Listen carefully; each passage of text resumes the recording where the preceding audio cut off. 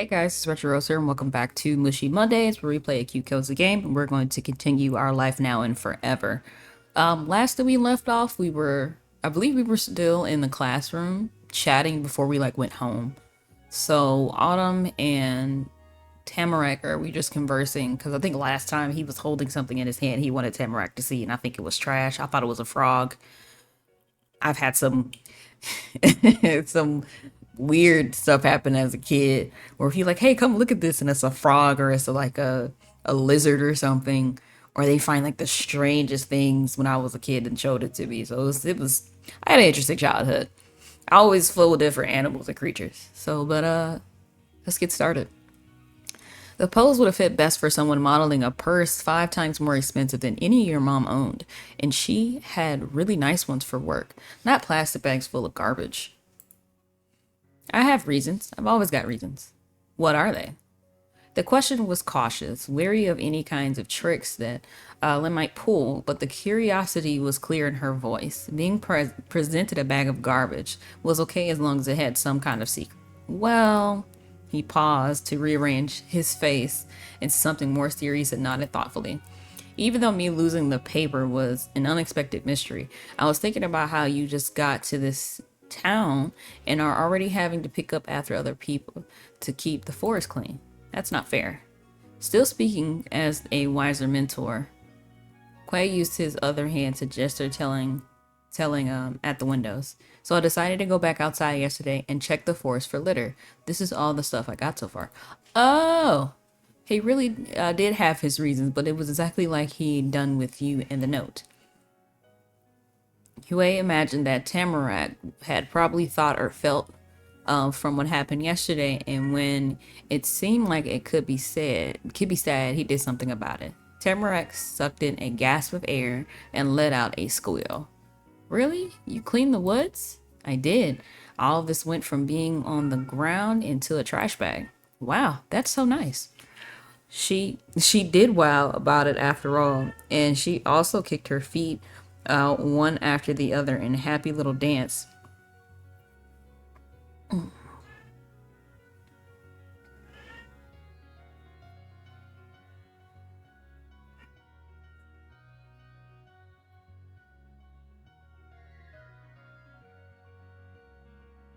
Her bag jolted against her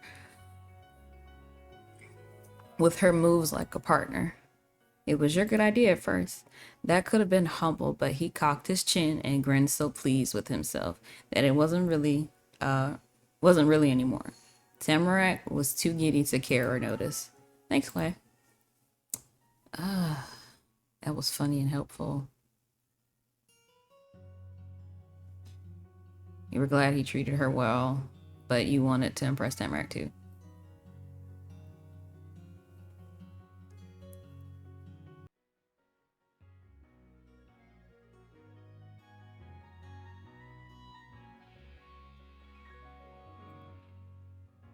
You find your own ways to make her happy.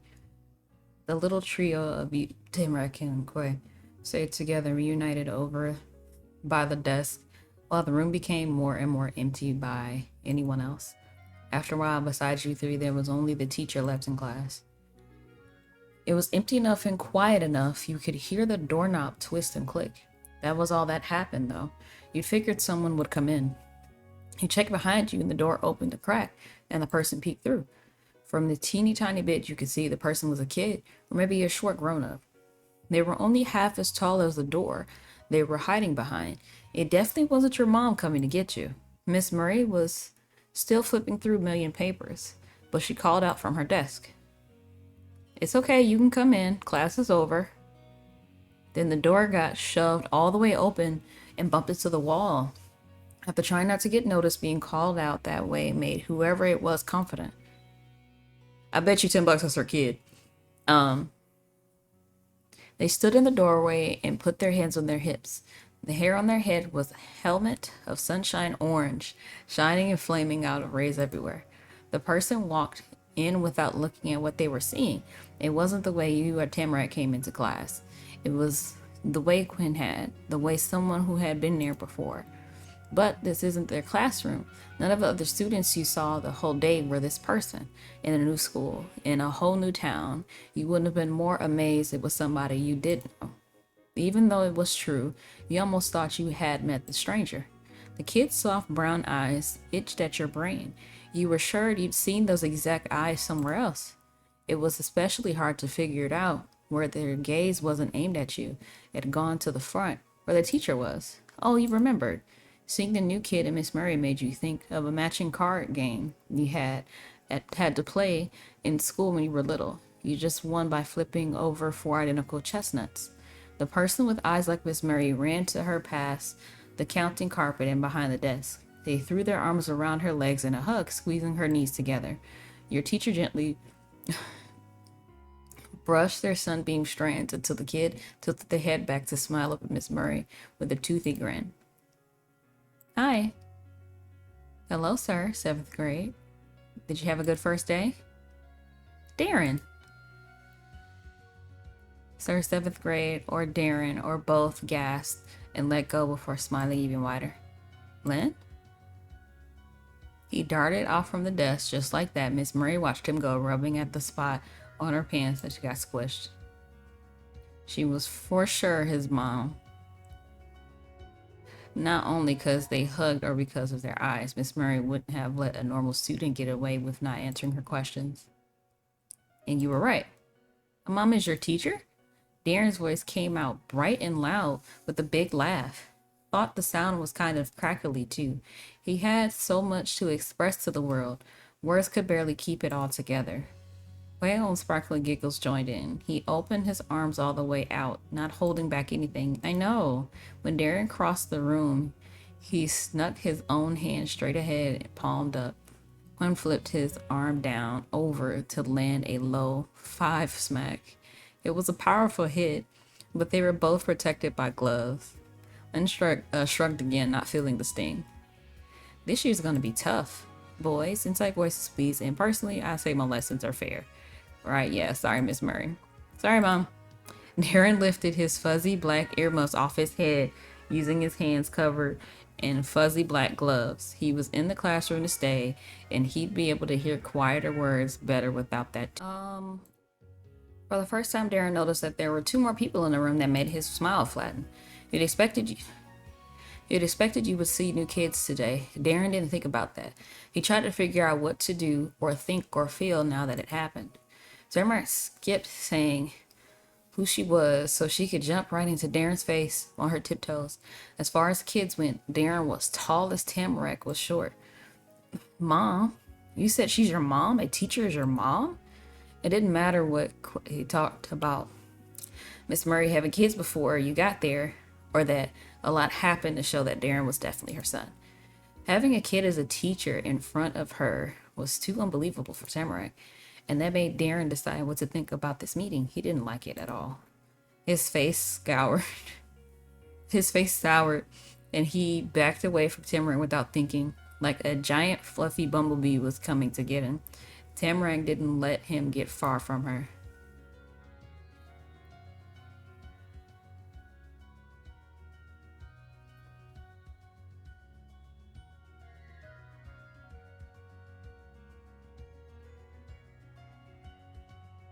Darren seemed kind of shy. She was just asking a question.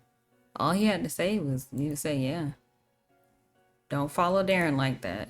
Lynn was totally serious with that idea. It wasn't a rule, it was a law. Tamarack listened to it better than if it came from an actual teacher. Oh. Tamarack deflated to stand like normal again and stopped scurrying towards Darren. He still didn't stop staring at her.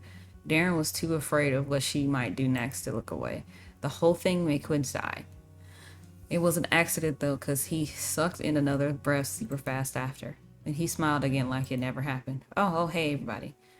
Gotta meet each other for real now. We do? Yeah, we do. He used his own tiptoes and smoothly twirled around to shift more Tamarack's side to Darren. This is Mr. Darren Murray. He hooked his arm around Darren's stiff shoulders, and warm embrace got Darren all soft. He melted over Autumn, and their heads bumped together. The two were as close as could be. He's my friend. In 12 2 years older than us. Autumn proudly put a peace sign that probably just meant two. Remember that road right out of our cul-de-sac? Darren lives there. His house is the yellow one with the dark brown fence. We're almost neighbors. That's how we know each other. Yeah, the big hill, I know that.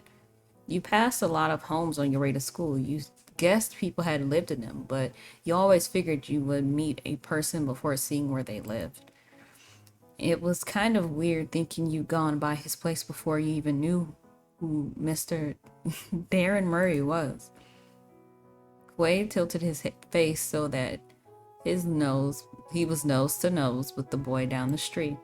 That's what I've got to tell you. These are my new neighbors. What? Both of them? I thought only one kid was coming. The poor boy was more confused than ever. Tamarack could shock people even when she didn't try to. Quay came to the rescue. His arm slid off Darren's shoulders to pat him soothingly on the back instead. Both of them. Autumn used his other hand to nudge a finger towards the girl of many surprises. That one is Miss Tamarack Buaman. Granny is her actual grandmother. She lives in the Gray House now. It was easy for Quay to explain what happened now. If Darren had been here yesterday, he could have seen his flurry when he had found out Tamarack was there. Is that what you had to do to sound smart? Act like you always knew something to people who couldn't tell the difference? Maybe it was just Quay's thing. It did work for him. Darren listened to his friend's wisdom amazed. And that, like a tiny showman in front of an audience with one person in it, Quay uncurled his fingers and held his open palm out towards you. Is Miss Rose Smith. They're a girl. They are the one who moved into the empty middle house with their mom.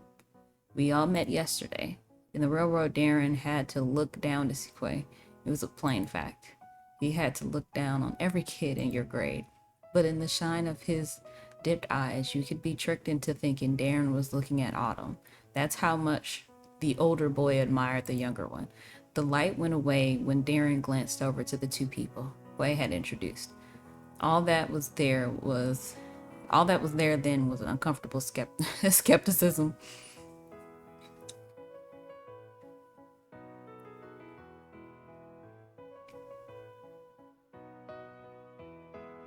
Nice to meet you. You're pretty sure that there was nothing weird about what you did, but Darren squinched his face at the attention. Hi. He's so weird. He's so awkward. I think he's just not used to seeing new people. Quay chuckled at that, playfully shoving his pal in the chest. Tamarack flapped a hand fast in a wave. It beat like the buzzing wing of a bee. She kept being like around Darren, but you didn't think it was on purpose. Hi, Darren. His features stayed squished. The awkward way Darren was with people still didn't get Tamarack to back off, or even slow down. She had thoughts that needed to be said. You're both wearing orange sweaters. Tamarack stopped her fluttering by clasping her hands together over its important revelation.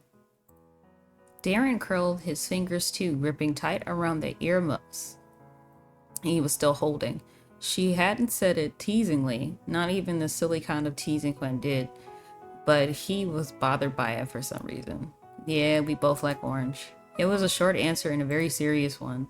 The whole time Darren hadn't said one word in response to Tamarack until now. Not when she asked about his mom or said hi. Talking about the same color clothes couldn't be ignored. Orange is a good one of the top colors. Then cut into whatever was going on, nodding wisely. But you know what my favorite color is? How would I know that? Because I think it's pretty obvious. For a second time, he gestured over to Tamarack, but not just any part of her. Autumn pointed towards her mop of sparkly hair. It's golden. That's the best color there is.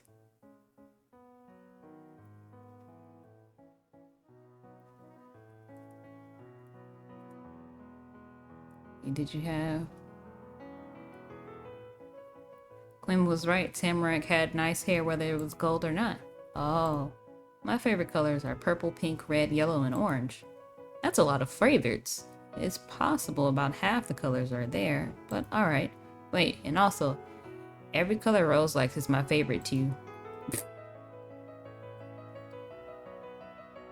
She wanted to share favorites with you? Couldn't believe it. You wanted to share favorites with her too. Compared to Tamarack shouting, Darren responded with a peep. He still didn't want to talk to her, but misunderstandings about color ranking couldn't be made either. Red is my favorite color. Orange is cool. At that point, everybody had talked about colors they liked except for you. I have got a favorite color too.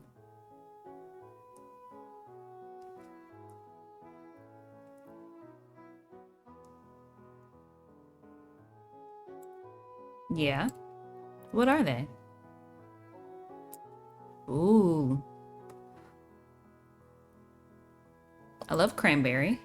And cranberry and pink. And definitely orange. Cranberry, pink, orange, and gold. And that's it. Yeah, me too. Okay. Lynn took his trusty notebook out of his pocket. A pencil came with it. He flicked the pages open and began to scribble right there in the middle of the room during a conversation with people. Why are you doing that? School is over.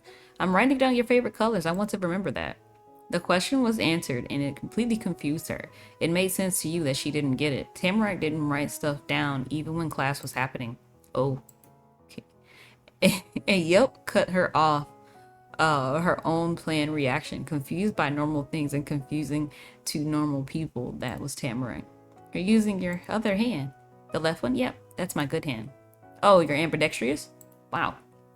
Tamarack ran out of words to blurt out, and Darren didn't want to do anything on his own, and not with you either. It had to be Lynn. So the three of you waited there as a streaky, scratchy sound of Quinn's writing went on, and the letters Quinn added to the notebook. The more his friend shifted uncomfortably. Hey, Autumn, are you coming to my house today, right? Yeah, I am. There was a third quick and direct answer Quinn had gave, blah, blah, can't talk today, while busy with his task, but it had a big impact on Darren. He smiled, relieved the promise made for all the stuff Darren didn't enjoy since he walked into the classroom and had two new people become a little part of his life. Making a long dash across the paper, probably to underline something, I finished off his note to himself and his reply to Darren. Now that Rose and Timrick are here, I've got to make sure they get to the neighborhood, but I can do that and go to your house. The worn brown book and pencil were tucked into Quay's pocket. He didn't watch what he was doing. You did, and this time no papers fell out. It was good to see him not have any problems. You've been a little worried it happen again. It's not just gonna be me and Darren, you know. One more, it's coming too. We've got plans. It's been worked out for weeks that we'd be together after the first day of school. Glenn had people to see that afternoon, kids other than you. That was alright, because you were sure there'd be time for you and Glenn to hang out later. He wouldn't completely forget about you. Thinking about it that way, Darren was sort of like you. He was friends with Glenn too, and you didn't want changes to change that. There was room for all of you. And because of that, Darren, can you go get that guy? He's going to stand around outside not knowing where to go. You can bring him right to the room. Darren sunk his neck deeper into the tall collar surrounded it, trying not to be called on in class after it had already been too late. I don't wanna. His voice had gotten even more raspy when he spoke then. Every bit of Darren protested the idea. Oh, come on, you're the fastest out of everybody. Quinn, on the other hand, was bold and brave. He sincerely sung Darren's praises to encourage his friend, though more quietly added a verse of his own success. With running anyway, on bikes I'm the best. Did you know I've got a mountain bike? It has silver painted splatters, and the tires have these big treads. It's so fast, you'd be amazed. But besides, we can't both go. Tamarack and Rose are here. Do you want to stay with them by yourself while I go get them? Darren's eyes closed. He grimaced. If he was looking, he wouldn't have been able to stop himself from glancing at you and Tamarack. You could tell since that's where he's not seeing his face turn. And he didn't want to do that either. If he couldn't even handle seeing you both too closely, stay alone with you and Tamarack. Didn't seem achievable for Darren. Quinn knew it. I'll go. He placed the earmuffs back on his head as if he was donning armor before a battle, resigned but resolute. Cool, see you soon. Yeah, bye. Bye. As Darren sprinted through the door, you doubted he'd be following the no running in the hall rule. Miss Murray was still reading over her teacher stuff, so she didn't put a stop to it, but Darren should have followed them even if no one was watching. Tamarack's focus was set on the action. When that was over, even Darren's bright white vest couldn't be seen. She snapped her gaze towards them.